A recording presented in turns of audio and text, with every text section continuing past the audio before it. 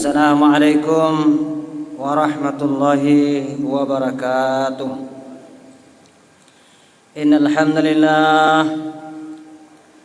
nahmaduhu wa nasta'inuhu wa nastaghfiruh wa nu'minu bihi wa natawakkalu alayhi wa na'udzu billahi min shururi anfusina wa min sayyiati a'malina. من يهده الله فلا مضل له ومن يضلل فلا هادي له أشهد أن لا إله إلا الله وحده لا شريك له وأشهد أن محمدا عبده ورسوله لا نبي بعده اللهم فصل وسلم وبارك على هذا النبي الكريم وعلى آله وصحبه أجمعين. وقال الله تعالى في القرآن الكريم بعد أعوذ بالله من الشيطان الرجيم وما خلقت الجن والإنس إلا ليعبدون. وقال رسول الله صلى الله عليه وسلم من آخر كلامه لا إله إلا الله دخل الجنة أو كما قال رسول الله صلى الله عليه وسلم. Alhamdulillah, yang kami muliakan, kami hormati alim ulama, cerdik pandai, tua negeri, sesepuh, orang-orang tua kami, bapak-bapak, ibu-ibu, hadirin wal hadirat, jamaah salat subuh yang sama-sama kita mencari ridha Allah Subhanahu wa taala. Pertama sekali kita bersyukur sampai detik ini, sampai pagi hari ini, karunia rahmat Allah ini selalu berlimpah kepada kita. Terutama sekali nikmat iman, nikmat Islam, tanda Allah sayang kepada seorang hamba. Seorang hamba ini dimudahkan untuk taat kepada Allah Subhanahu wa taala. Mudah saja kita taat. Ini tanda sayang Allah Subhanahu wa taala. Alhamdulillah, pagi ini dimudahkan oleh Allah, bangun dimudahkan bangun.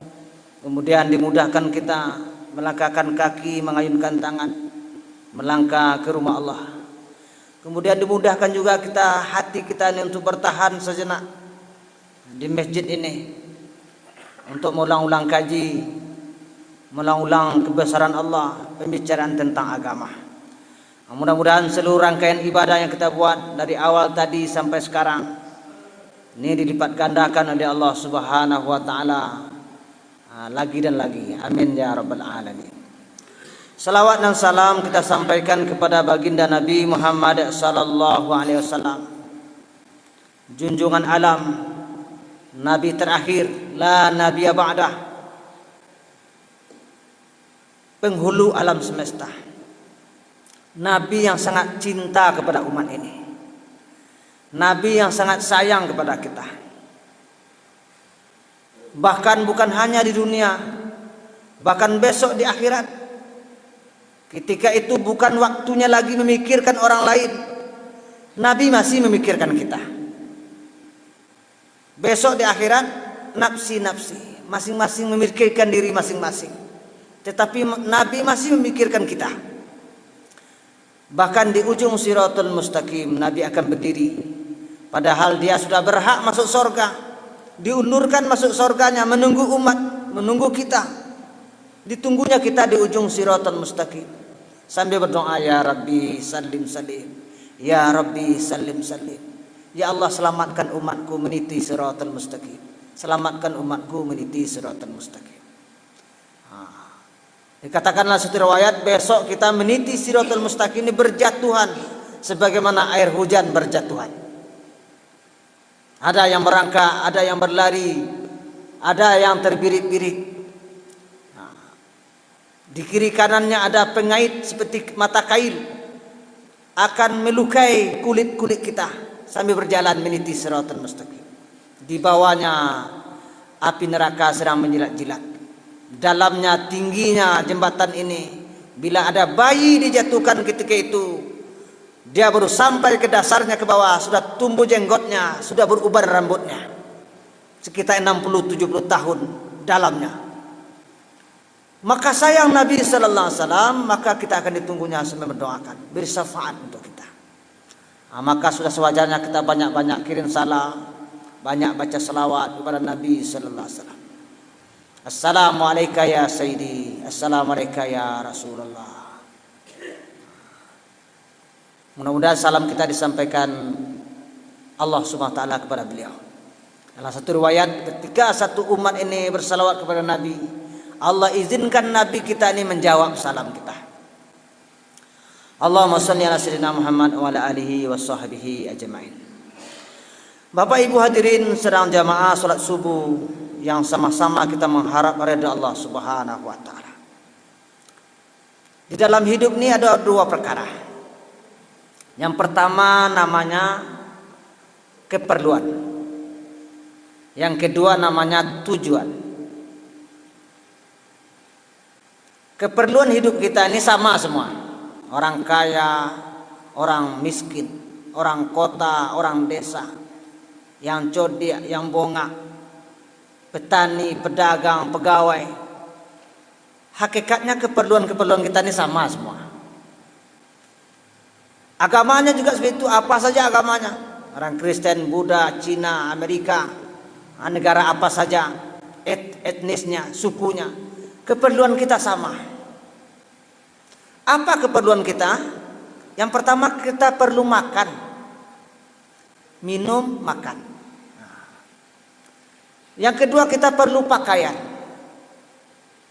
Yang ketiga kita perlu rumah tempat tinggal. Yang keempat kita perlu kendaraan. Yang kelima kita perlu keluarga. 5 keperluan hidup.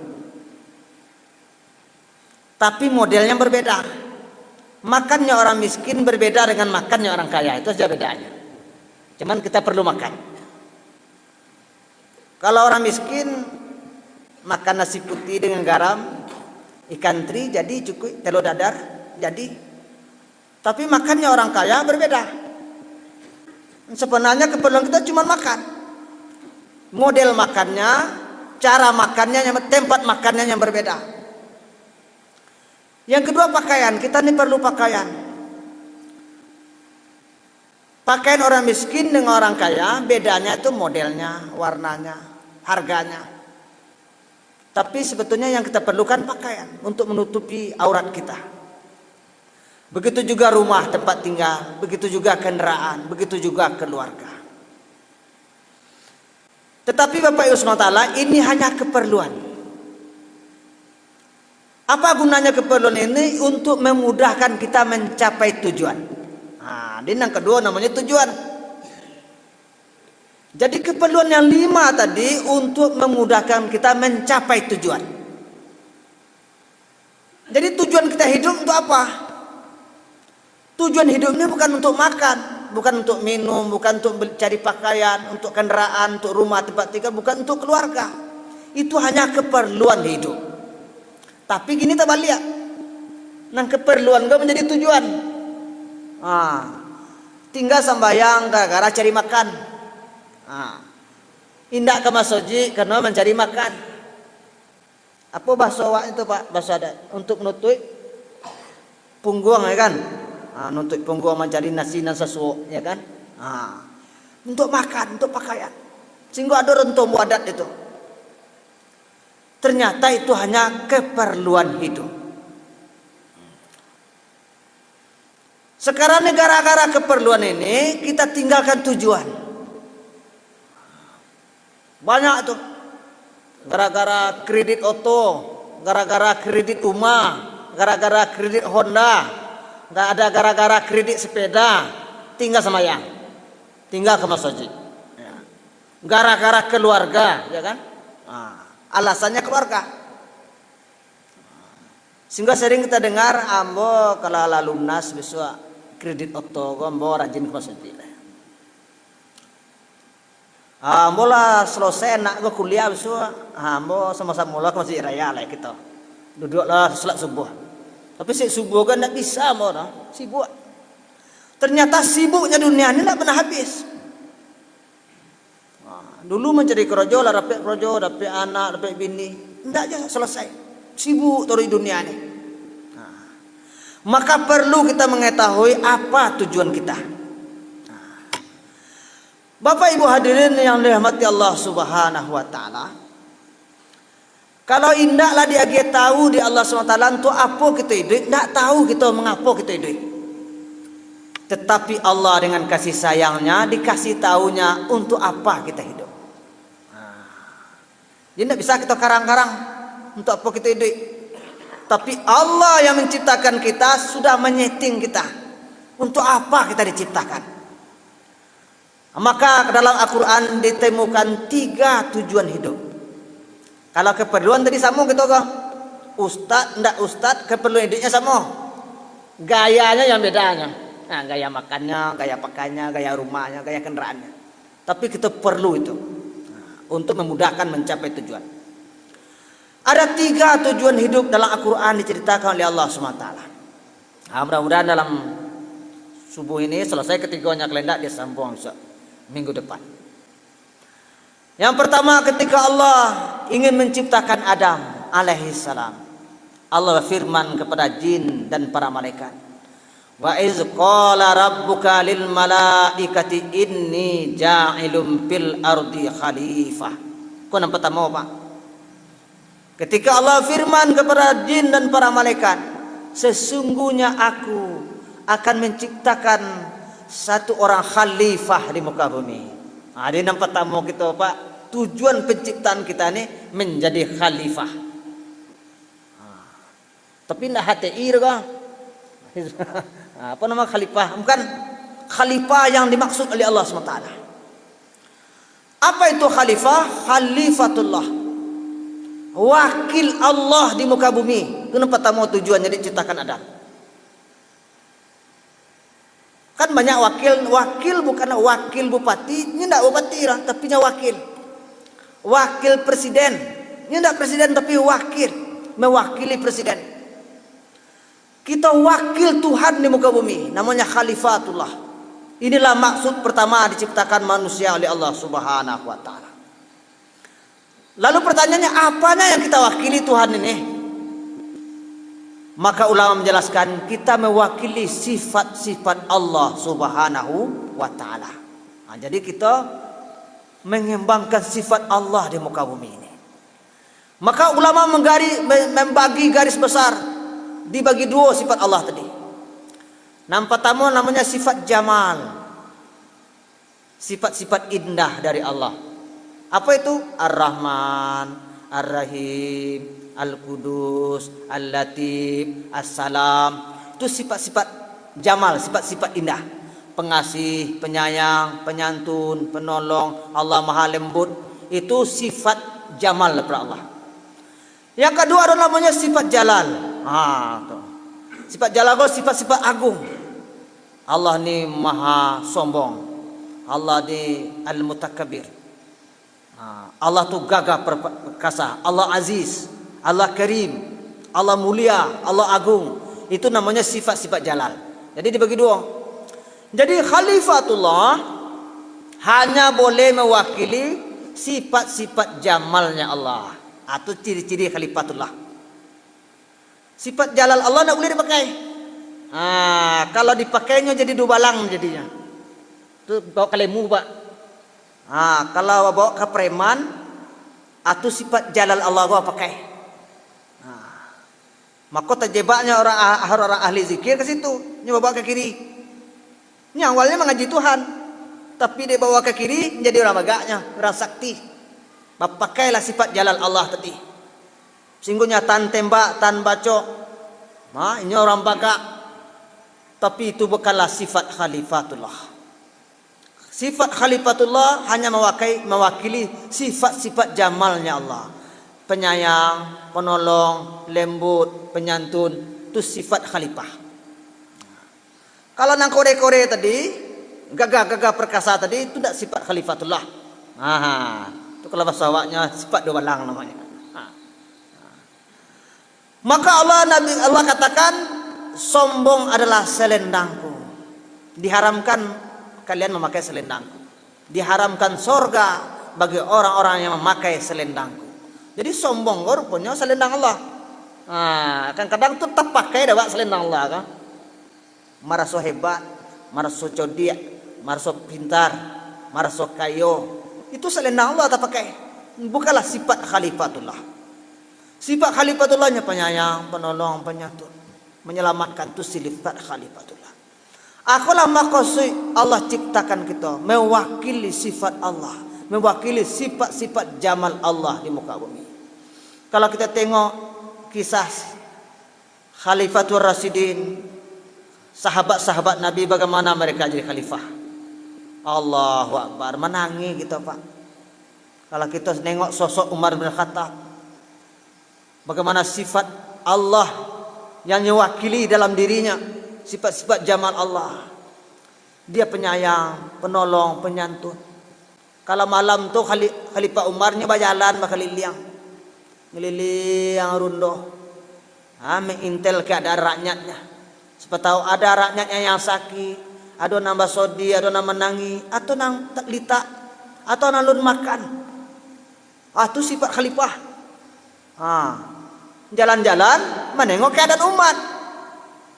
Satu kali khalifah menengok di tengah pada pasir ada kemah. Kemah ada lampu sedang hidup. Situ tampaknya didatang khalifah menyamar. Rupanya orang akan basalin. Bininya ke basalin, orang go sedang musafir, miskin hanya punya tenda tak punya rumah. Ndak ada deh. Dan lakinya sedang mau beli batu. Ditanya, bagaimana keadaan kalian kau bini yang malahian? Kami nak docik dia persiapan.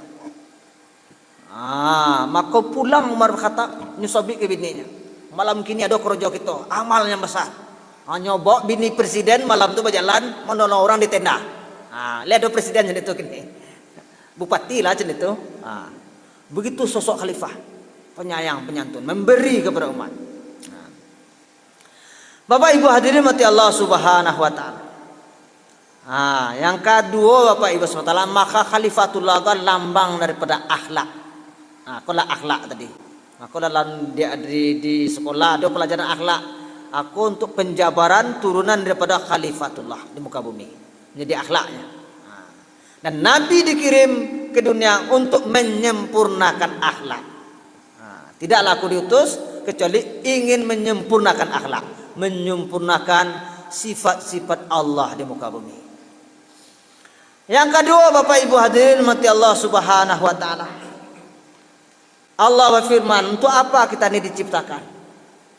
Wa ma khalaqtul jinna wal insa illa liya'budun. Tidaklah aku menciptakan jin dan manusia kecuali untuk beribadah kepadaku. Itu yang kedua. Dan yang kedua tujuan kita hidup untuk beribadah. Yang pertama menterjemahkan sifat-sifat jamal Allah di muka bumi. Ini puncaknya akhlak. Yang kedua untuk menyembah Allah, mengabdi, menjadi hamba hanya kepada Allah. Nan hamba ga po, nan hamba ga nyo bonga, nyo lomah, nyo fakir, ku hamba namanya. Kita merasa bonga di hadapan Allah, merasa fakir di hadapan Allah Subhanahu wa taala, dan merasa lemah di hadapan Allah Subhanahu wa taala. Itu namanya hamba. Jadi kalau sampai titik hamba ga kita menangis sembahyang. Ketika takbir Allahu Akbar, terasa kita lemah, terasa kita bodoh, terasa kita fakir di hadapan Allah. Maka menangilah kita. Satu orang hamba yang sampai kepada Allah adalah hamba. Subhanallazi asra bi abdihi. Maha suci Allah yang memperjalankan hamba. Jadi yang sampai kepada Allah itu hamba. Jadi pakaian-pakaian kebesaran kita tanggalkan dulu. Dan bupati, dan pengurus masjid, dan ustaz, dan ulama, dan orang cerdik, tanggalkan itu. Baru bisa sampai kepada Allah Subhanahu wa ta'ala. Hamba nak sampai. Kalau bawa-bawa pakaian itu nak sampai dah. Dan bupati, dan orang cerdik, dan datuk, tak bisa dah. Ditanggalkan itu dulu baru sampai. Maka maksud yang kedua, kita diciptakan oleh Allah untuk menghambakan diri kepada Allah Subhanahu wa ta'ala. Berapa lama kita menghambakan diri kepada Allah ini? 24 jam. Rupanya jadi hamba 24 jam. Di apa cara menyembah Allah 24 jam? Bila awak menakik lah, bila awak bersawit, bila awak buka kedai. Bila kita masih jalur leh. Ternyata Bapak SWT dengan sayang Allah Subhanahu wa taala, Nabi ini dikirim, dijadikan sebagai contoh. Jadi Nabi sama Jawa, nyo makan, nyo minum, nyo tidur, nyo babini, nyo bertetangga, sama dengan kita. Maka dijadikan oleh Rasulullah, oleh Allah SWT, seluruh kehidupan Nabi ini adalah ibadah. Wa ma yantiku anil hawa in huwa illa wahyu yuha. Nabi ini berbuat, Nabi ini bercakap bukan dengan nafsunya, tapi wahyu yang diwahyukan. Artinya setiap gerak-gerik Nabi itu wahyu segalanya. Makan Nabi itu wahyu, berjalan Nabi itu wahyu, berpakaian Nabi itu wahyu. Menatap Nabi, bertegur sapa Nabi, seluruh aktivitas Nabi 24 jam itu adalah wahyu. Tidak ada nafsu. Kalau kita banyak nafsu, berjalan nafsu, mengecek nafsu, ceramah nafsu, masalah, ya kan? Kalau Nabi tidak ada nafsu leh, wahyu segalanya, berjalan dengan wahyu, mengecek dengan wahyu. Maka Allah SWT, ini yang dinamakan sunnah Nabi. Nang kodok-kodok kita sebut sunnah Nabi, sunnah Nabi. Apa tuh cara hidup Nabi itu nang sunnah Nabi itu? Sungguh dalam diri Nabi terdapat contoh suri teladan. Apa yang kita contoh? Cara hidupnya. Itu namakan sunnah Nabi, sunnah Nabi itu. Kembali kepada sunnah Nabi. Kembali kepada sunnah. Apa yang kita cara hidup Nabi? Cara makan Nabi, cara minumnya. Makan minumlah tangan kanan. Nabi makan minum tangan kanan. Itu tangan kirinya minum kadang. Tidak yang contoh Nabi berada. Tangan kanan itu wahyu ke. Kalau minum tangan kanan berarti minum dengan wahyu. Bapak Ibu hadirin yang mati Allah. Ikulah kita belajar. Macam mana supaya hidup kita menjadi ibadah. Kita seketik caranya mencontoh Nabi. Di Sansu kita belajar mencontoh Nabi. Makan cara Nabi, makanlah ibadah pula. Buang air cara Nabi, buang air lah ibadah pula. KWC cara Nabi, KWC lah ibadah pula. Jadi ibadah kan tak sama yang saja orang. Hidup 24 jam jadi ibadah. KWC, apa ada masuk WC? Masuk WC kaki kiri, keluar kaki kanan. Masuk WC baca doa Allahumma inni a'udzubika minal khubusi wal khaba'is. Keluar baca alhamdulillahillazi azhaba anil adza wa afani. Tak boleh baca doa di dalam WC, di luar WC. Dalam WC usahakan tutup kepala, minimal dengan telapak tangan. Itu sunnah Nabi. Maka kalau kita lakukan itu, buang air aja ibadah. Bayangkan tuh. Buang air ibadah. Kok mati di WC tadi sedang melakukan mencontoh Nabi, mati sedang ibadah. Tapi kalau kita mati di masjid, tapi tidak mencontoh Nabi, matinya jangan tentu ibadah lah. Tentu ibadah lah. Maka kita belajar. Sampai di WC saja, itu ibadah. Tutup kepala, bumbun-bumbun dengan minimal dengan telapak tangan. Kalau kita nak tutup bumbun kita dengan telapak tangan di WC, kepala kita dikunci yang ada setan. Tak tampak dah. Maka pikiran kita kumuh tori. Nak mengicu aja, nak korupsi aja. Kiranya di WC kena kunci yang setan tori. Karena nak tutup kepala. Tutup kepala. Tidak boleh menghadap membelakangi kiblat. Tidak boleh berdiri tak buang air. Kini kan ada masjid-masjid godang, masjid raya lain tak ada orang. Ada masjid hebat, kunciannya togak. Apa cara beragama macam itu? Masjid Agung lu jadi itu kini mulai berubah mungkin. Dibuat kita togak. Padahal Nabi menganjurkan jongkok duduk. Kalau togak tu berseserak buang air kita. Ndak sah duduk kita, ndak sah sembahyang. Najis. Hanya mantul-mantul. Maka disiram kaki sebelum masuk WC sehingga pori-pori kita tak tutup. Baru buang air. Sudah buang air lah, siramlah balik. Jadi kalau lah disiram pori-pori tadi tak tutup di air. Kalau ada percikan buang air kotoran kita, kalau cuci senang. WC disiram karena WC itu punya pori-pori. Kalau lah busuk WC. Kenapa? Nya tidak disiram sebelumnya. Disiram sebelumnya baru buang air, disiramlah balik sudah tu. Sehingga pori-porinya tak masuk dah. Mantap tu. Ini aturan kecil dalam agama kita. Itu jadi ibadah. Lu nang godang-godang leh. Sampai tidur, sampai mandi anak, sampai kalau ibu-ibu mengandung. Ada cewek menyusui anak, ada ceweknya. Kalau mengandung apa yang kita buat ketika menyusui mana yang didulukan, apa yang dibaca berdoa. Punya ibadah, menyusui anak ibadah, mengandung ibadah. Membuat kopi laki ibadah. Masya Allah. Menjeduk nasi untuk laki ibadah. Kalau kita tahu caranya. Mencontoh cara Nabi SAW. Itulah maksudnya wa ma khalaqtul jinna wal insa illa liya'budun. Tidak aku ciptakan jin dan manusia kecuali untuk beribadah. Bapa caranya beribadah? Mencontoh Nabi sallallahu alaihi wasallam. Mudah-mudahan minggu depan kita sambung adab mencontoh Nabi. Banyak. Tak koji rohnya punya indah warna kamu kita lado segalanya. Sampai bayi kalau sonsang anak dalam kandungan adur pu caranya. Bapa cara sonsang dalam agama kita. Kalau pergi ke dokter, di dokter sudah menunggiang bau lama-lama ke dokter. Dalam agama kita sujudlah lama-lama, sama aja menunggiang tapi sujud. Sujud lama-lama, solat duha sujud lama-lama, solat tahajud sujud lama-lama. Beku anak sonsang tadi berubah. Itu hebatnya.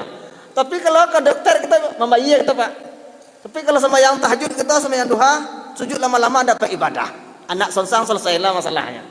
Itu hebat agama kita. Mudah-mudahan kita bersemangat. Atau dua baru tujuan kita hidup. Yang pertama menjadi khalifah. Jadilah kita ini mewakili sifat-sifat Allah yang indah. Jangan dipakai sifat-sifat Allah yang garang, sombong, angku, merasa hebat. Itu sifat walang. Tidak sifat khalifah. Jadi dua walang kau jadi pengawal jadi ya. Jadi khalifah kau dikawal. Khalifah di masjid doa. Kalau dua walang di terminal saja. Kaji semuanya. Ini mau dikawal atau jadi pengawal. Di masjid atau di luar. Mudah-mudahan kita Bapak SWT dibimbing oleh Allah SWT. Memahami agama kita. Semakin hari semakin lembut kita. Mewakili sifat-sifat jamal Allah. Lembut. Orang Islam kan lembut menjadi rahmat bagi seluruh alam. Karena itu garangnya terus. Takut orang kawaknya kan. Barangkali itu saja. Ada setengah jam jam 6. Di kalau ada betul yang mau sampaikan, itu semata-mata datang daripada Allah. Kalau ada silap salah datang daripada Allah menyampaikan. Kita tutup dengan doa kepada majelis. Subhanallah wa bihamdihi, subhanakallah wa bihamdika, asyhadu an la ilaha illa anta, astaghfiruka wa atubu ilaik. Wabillahi taufiq wal hidayah. Wassalamualaikum warahmatullahi wabarakatuh.